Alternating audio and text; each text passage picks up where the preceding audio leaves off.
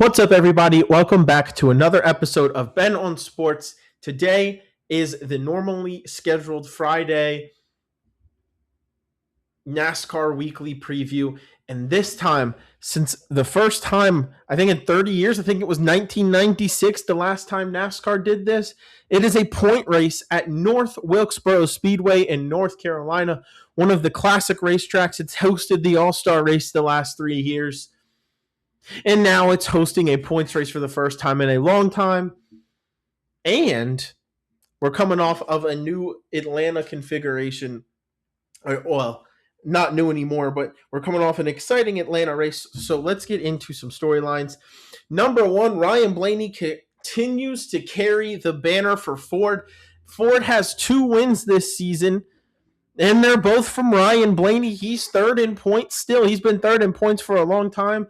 Ford hasn't had that much speed. Ryan Blaney finds a way to get finishes.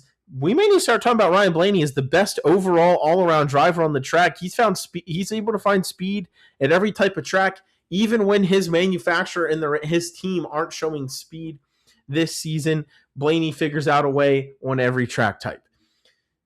And not only did he win, but he won both stages, won the race. All he needed was the fastest lap and couldn't get it because Cody Ware did. I digress. The day really couldn't have gone better for Ryan Blaney than it did. And he takes a massive chunk out of the deficit to the top 2, Denny Hamlin and Tyler Reddick. That means the points race is closer for the first time in months.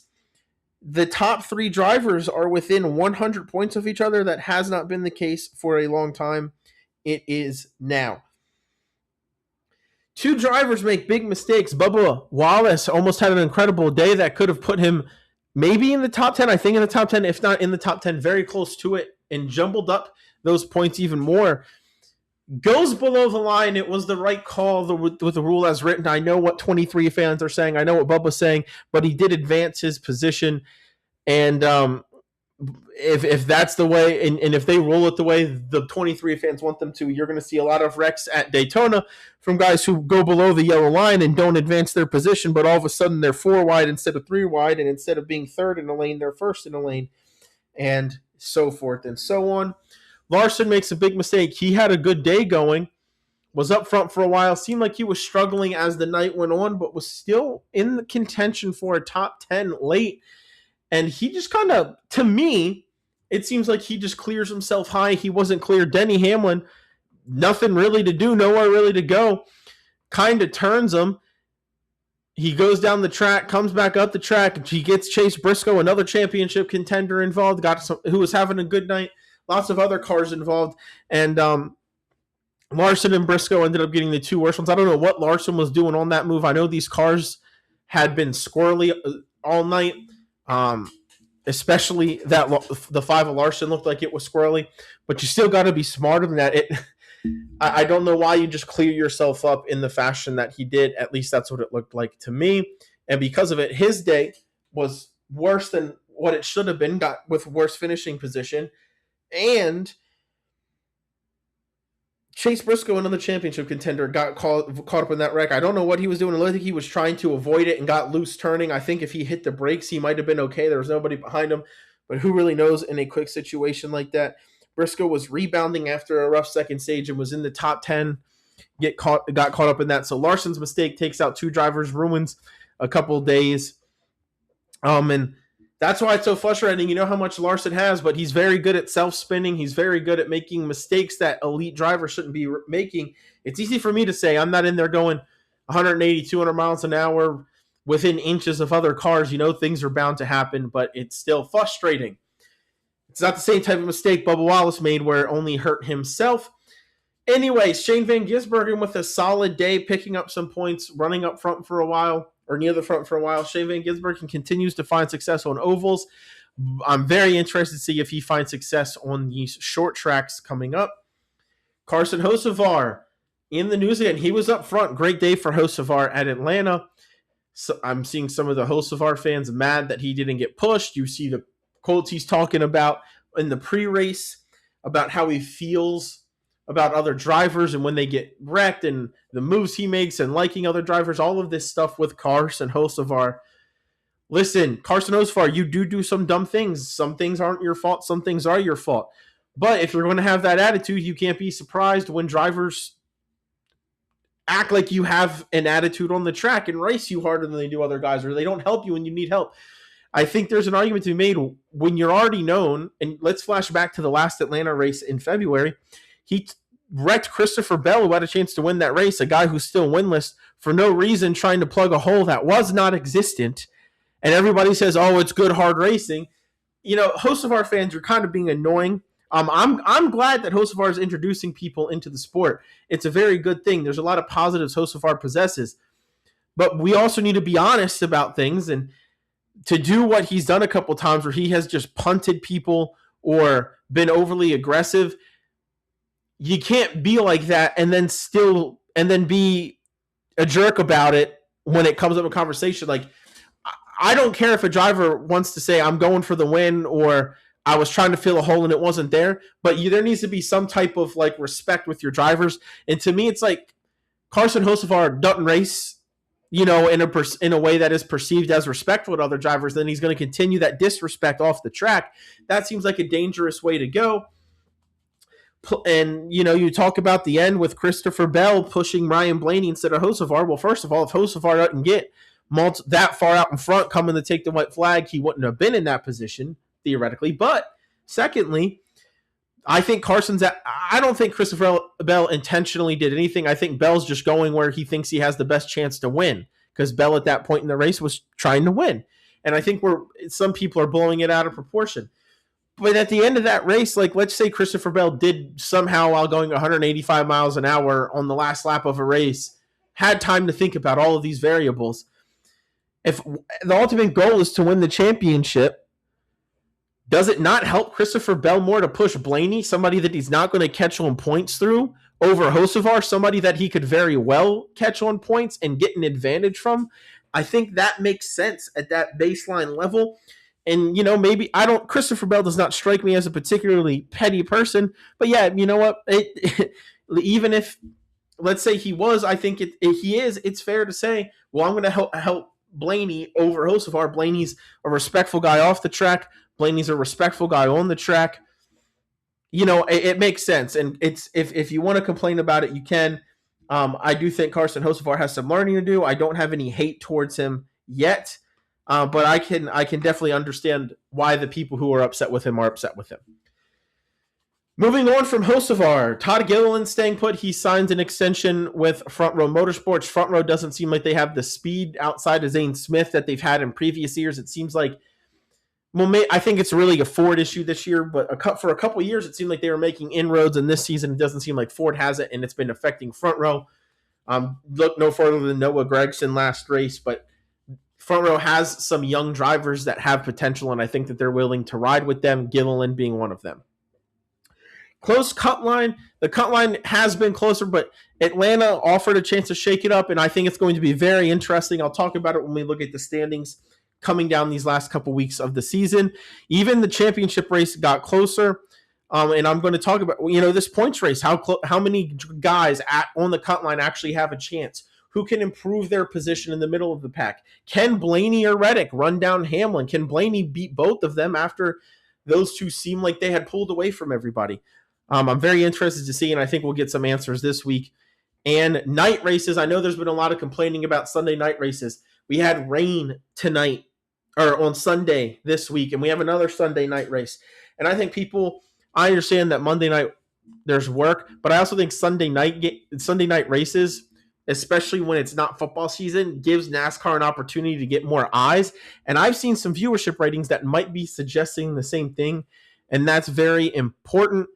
I think sometimes fans have a tendency to over-complain, but if it's going to help the viewership, I think they should continue to do it. I don't have beef with night races. The Atlanta race ending at almost 2 a.m. is somewhat of an issue. I don't think you want them ending that late, but what can you do about rain? Hopefully North Wilkesboro doesn't have the same issue, but I like night races if you can get them ended in that 10 to 11 o'clock, because then it can take the place of that Sunday night football. Saturday night races are always good. It's always fun being out under the lights, but I think some people need to calm down on the night races. I don't mind Sunday night races. They don't need to happen all the time, but it is fun when it works out. Moving away from the storylines, North Wilkesboro has hosted 3 All-Star races, so all of the stats I'm going to read off to you are from All-Star races only, not the All-Star Open, because in the All-Star Open, most of your good drivers aren't racing, right? It's the back half of the people that couldn't clinch their way in. So these are stats from the All-Star race only. Some of these drivers in these stats have only raced in 2 All-Star races. Some of them have raced in all 3. If I will try to remember to tell you when I'm going through, but if you're curious, the information is out there. So when you're looking at some of this, remember some of these guys have been in 3, some of them have been in 2 night races. But there's been 3, or not night, all-star races, but there has been 3 all-star races at North Wilkesboro. I'm going to try and extract as much information from those as I can. I did all the math this time instead of relying on other things and double checking. But history at North Wilkesboro, Kyle Larson won the first race here. He dominated that all-star race in 2023. Logano has also been really, really well. Won in 2024, finished second behind Christopher Bell in last season in 2025. Bell obviously has a race win here, but has not been good outside of that. This is historically, at least in recent history, a Ford type of track, a short track. They've been very good at them.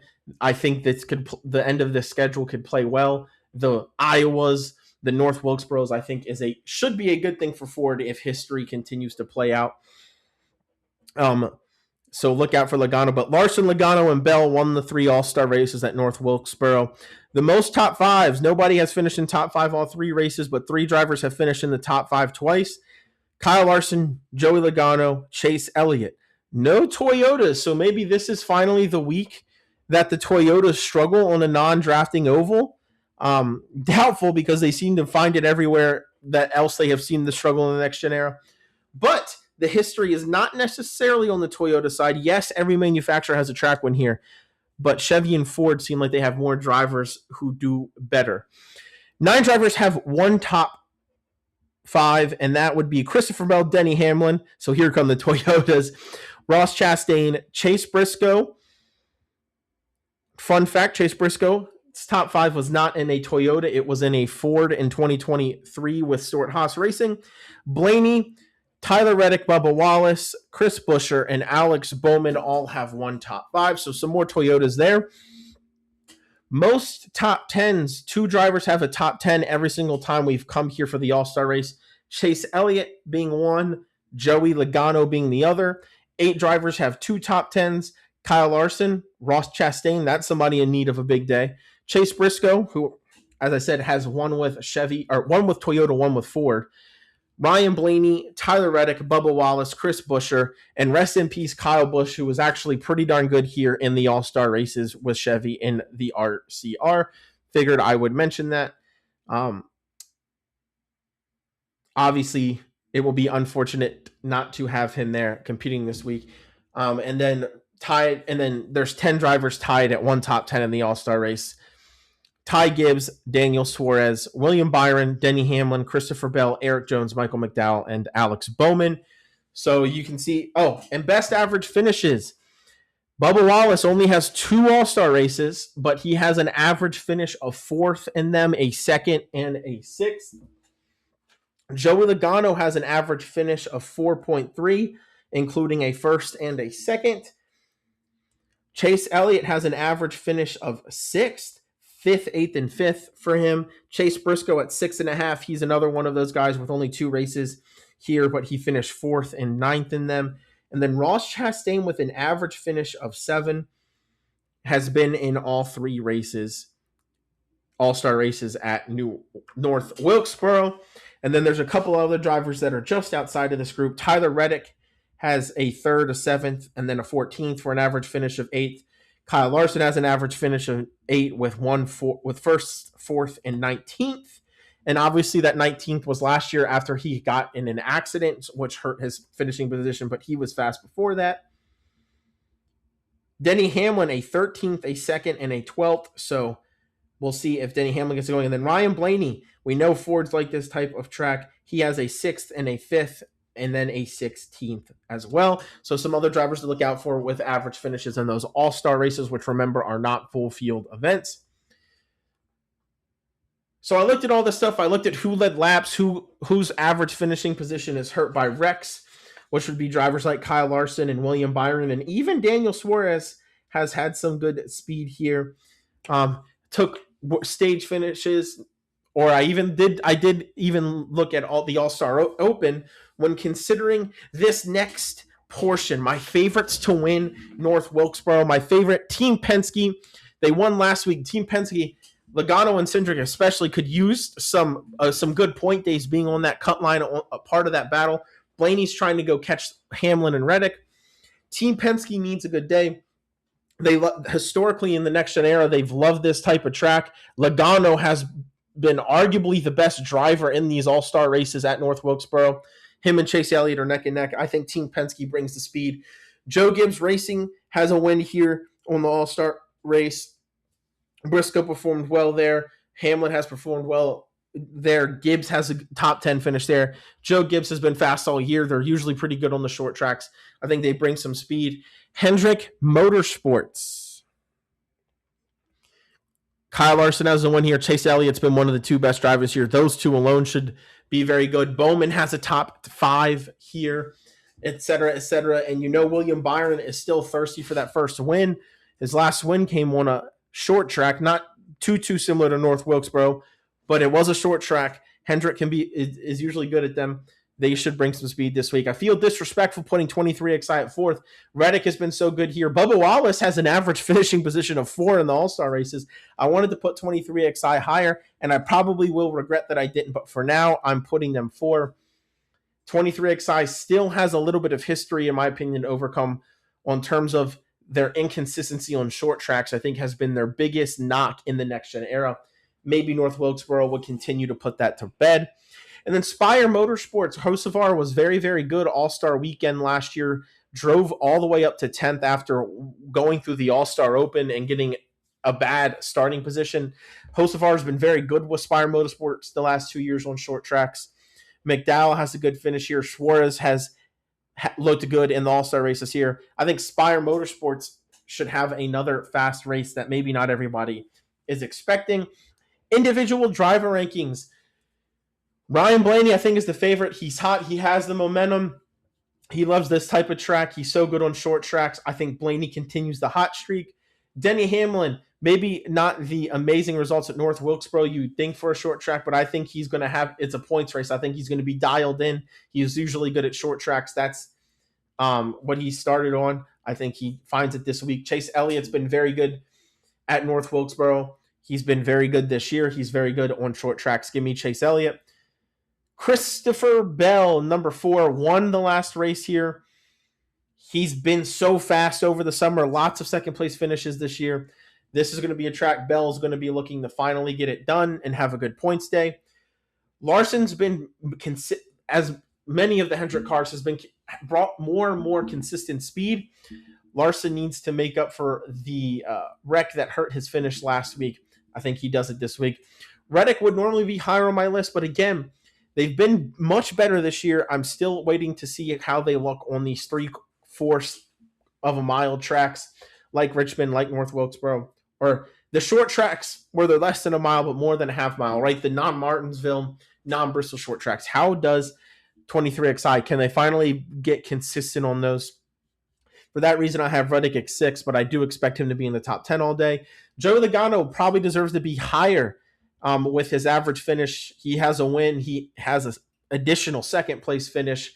I have him as 7th just because they haven't consistently shown it this year. But it's very Joey Logano to not consistently show it and then turn it on for a couple weeks, and there he is. I would not be shocked to see Joey Logano running in the top 5, but because of their inconsistency and because they're outside of the playoffs, because they haven't been able to bring speed, I have him at 7th. Chase Briscoe usually finds a way to have solid days. He's not always running, in the top 3, but he can usually get to that 4 to 8 range at short tracks. I think he will have a similar showing this week. Chris Buescher with some good runs in the All-Star races. Ford has looked okay at North Wilkesboro. They're having a bad year, but Buescher always seems a way to find his way into the back half of the top 10. That's why he's where he is on points, not because he's up front winning races a lot. Chris Buescher at 9, and then Carson Hocevar. I kind of already talked about why he had a good finish here last All-Star race. He's been fast in these short tracks. He was fast at the All-Star race last year. Give me Carson Hocevar in 10, trying to hold off a horde of perennial playoff guys and cars that have been much better equipment than his, at least historically. Guys like Chase Briscoe, Christopher Bell, William Byron, Bubba Wallace, all behind Carson Hocevar on points. Can he keep them there?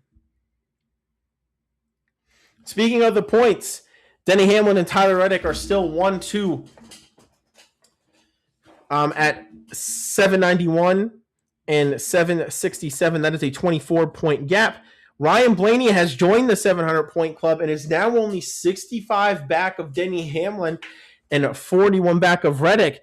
That's doable in 2 weeks, depending on what everybody else does. Blaney going into a part of the schedule that you got to think he likes. It's 3 short tracks in Daytona.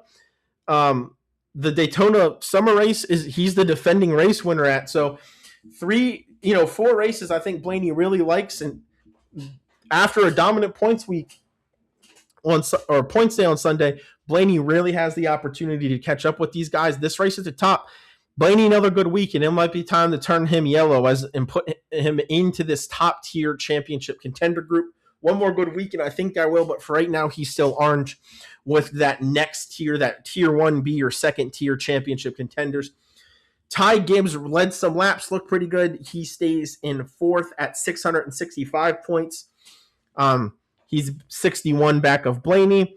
Then you see Chase Elliott, not as good of a day as maybe he hoped for, but not a bad day. He's at 610, so 55 back of Gibbs.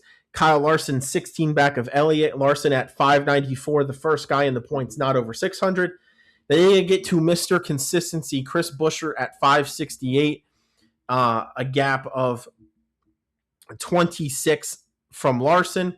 He's happy to be there. I don't think he's a championship contender, but he's a solid guy. Should get a top 10 finish in points. Hocevar dreaming big. Hocevar at 563. Only 5 back of Buescher. Only 31 back of Larson. That's a doable gap to make up if he has some speed. Hocevar in 8th in that same happy to be here category as Buescher. Christopher Bell continues to march up the points. He's at 551, minus 240. The important number, right? Everybody talks about that top 6. He is 43 back of Larson in 6th. He's been fast all summer. Can Bell reduce that gap?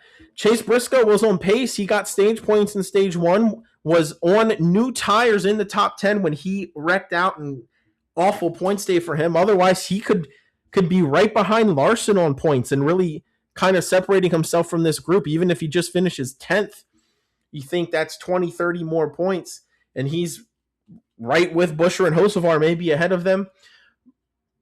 Instead, he's in 10th instead of 7th. He's at 542, 26 back of Buescher. That is a doable ground to make up. But Christopher Bell, his teammate, isn't ahead of them, and they're usually both pretty similar, so it might be hard to make up those 9 points. Daniel Suarez, with his 1 race win, had a solid week, was in the top 5 for a little bit. He's at 529.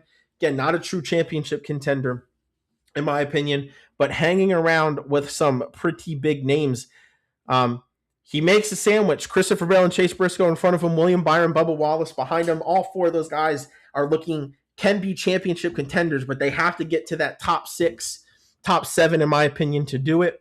Suarez right in the middle of all those guys. I don't think he's a contender, but it's impressive for him to be 11th this late in the season. Byron didn't have a good day. More frustration than I've ever heard from William Byron. He's at 520. Bubba Wallace could be right on William Byron's heels if he didn't get that penalty. Bubba Wallace, first driver, not at 500 points. He's at 493 and 27 points back of Byron. Then we get to this red group, the playoff cut line group. Cindric is at 470, which is a decent amount up on the cut line, 30 points up on the cut line. Shane Van Gisbergen 1 point behind him at 469. Cindric, those stage points were big. He ran up front most of the night before losing handling back in the pack. Shane Van Gisbergen, good night for him. He's got to be careful at these short tracks because there's some people behind him that are very good at them. Eric Jones right now represents the last cut line driver. Can Legacy Motor Club, give him enough speed in with these final 5 races of the regular season. That's something I'm watching and very interesting to find out. But Eric Jones right now represents the last playoff cut line, the last playoff spot at 446 points, which is 23 points back of Shane Van Gisbergen, and that's pretty significant. Only 8 points ahead of Joey Logano going in the tracks Joey Logano is going to like. At this point, Joey Logano, 3 short tracks and a super speedway. After a good points day at Atlanta, Joey Logano is, you want to be on the right side, but he's in a pretty good spot out of everybody. And I think Logano could theoretically make it to 14th, maybe even 13th. I think he could catch Austin Cindric, but I think he definitely catches Shane Van Gisbergen before the end of the year with this track type. I do think Joey Logano makes the playoffs. He's only 8 back of the cut line. 18 points back of Logano is Ryan Preece trying to dig out of that points penalty. They're going to need to look like they did at the beginning of the year to get there. 17 more back to his boss, Brad Keselowski, another guy I expect to be fast, but it's a massive gap. He's over 40 points out of the playoffs for Brad Keselowski, so that is a massive gap to make up, even with liking the track types coming up. And same thing for Ross Chastain. At 401 points, he's 2 back of Keselowski and 45 back of the cut line. Keselowski and Chastain, I think, are both going to like most of the tracks that are left more than some of the guys in front of them, but they have such a massive gap to try and make up. It's going to be close, and I don't know if there's room for both of them to do it. So that's what I'm watching at the regular season. Logano, Keselowski, and Chastain like to think they should be in the playoffs every year. Can they, which of the 3 of them, do all 3 of them, do 2 or 3 of them, take advantage of the track type that they usually succeed at coming up to make it into the playoffs? And then quickly, the power rankings. Not much has changed this week. The top 4 are still the top 4. Bell and Elliott, 5 and 6. Bell was a little bit faster, and we're going to a track that they both like, so I give the edge to Christopher Bell. Carson Hocevar, after being in the top 5 all race, going to a track type he's been good at this year, a track he was good at last year, moves all the way up to 7 after Larson wrecks out. Busher, another solid day down the 9. It's been impressive how long Busher stayed in 7th.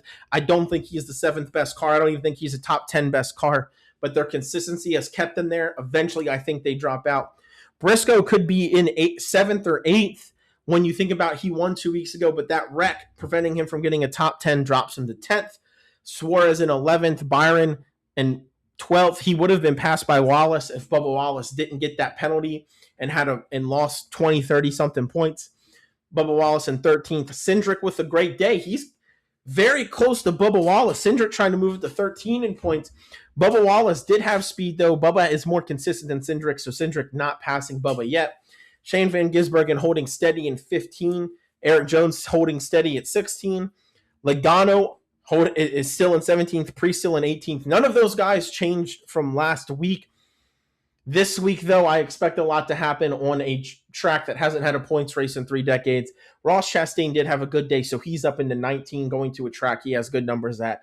And Brad Keselowski rejoined the top 20 in points as well. Had an okay day, a track that I think suits his strengths coming up as well. So Chastain and Keselowski move up to 19th and 20th.